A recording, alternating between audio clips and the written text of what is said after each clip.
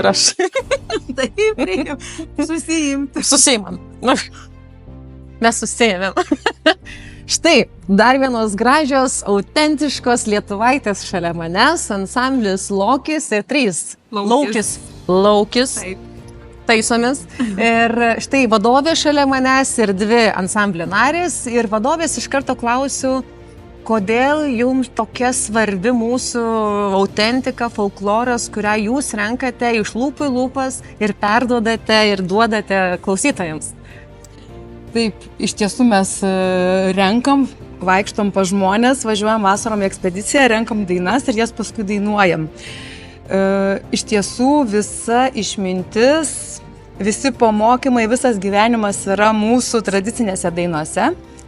Iš jų mes daug pasikraunam patys ir tas dainavimo galia yra labai stipri, nes ji reiškiasi įvairiom formom ir poilsiui tiek anuomet, prieš daug metų, tiek poilsis, tiek džiaugsmas, tiek skausmas, tiek terapija, tiek buvimas su savimi per dainą. Šiandien mes tą patį iš tiesų jaučiame, dainuojant ir įsiklausant į visus žodžius, iš tiesų ten slypi visas gyvenimas, ne tik mūsų istorija tautos, bet ir žmogaus kasdienybė, visi virsmai ir žodžiu, ir gimimas, ir vestuvės, ir visas gyvenimas.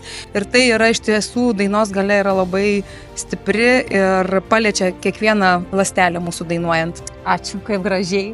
Kadangi jūsų vadovė paminėjo, kad jūs daug keliaujate, jūs važiuojate į ekspedicijas, ar yra tokia viena, kurią jūs išskirtumėte ir sakytumėte, šita yra įsimintiniausia ir kol kas jos dar niekas nepralenkė? Man tai, aišku, pirmoji ekspedicija turbūt yra įsimintiniausias dalykas ir aišku buvo mano ekspedicija pirmoji buvo pas vieną ansamblietį kaime, jo močiutės sodyboje, tai ten miegojom visi kas kur, kas verandoje, kas virtuvėje, kas palapinėse, kas mašinose.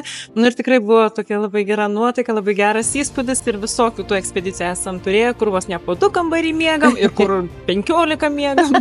Dabar viskas labai labai smagu iš tikrųjų ir smagu yra aišku eiti atrasti dainas, pasakas, šokius ir kita dalis smagumo yra tai, kad mes visi būnam visi kartu kaip viena didelė šeima, vakaruojam, ankstyvitais keliamės, žinom, kaip kas atrodo neišmiegojęs, kam skauda galva, kas pirmas užsirakina tualetę ar dušę.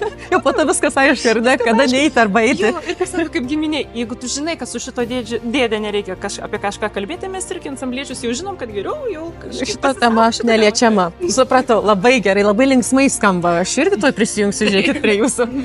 Ir man atrodo, kad jūs viena iš jauniausių esat ansamblio narių ir nesuklydau. Visgi jaunimui, man atrodo, kad folkloras ir mūsų tautosaka ir ta senovinė muzika, nelabai imponuoja. Bet kodėl imponuoja jums ir kodėl jūs nusprendėt prisijungti šį ansamblį?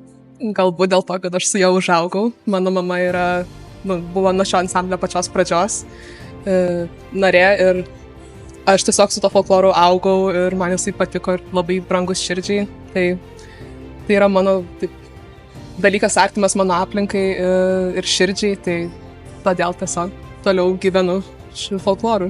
Tai tos šaknys, kurios nuo vaikystės jos toliau gražiai savo į žemę gremžiasi ir gilinasi. Tai aš jums labai dėkoju ir linkiu pasimėgauti, užkurti čia lietuvišką pirtį ir duoti garo.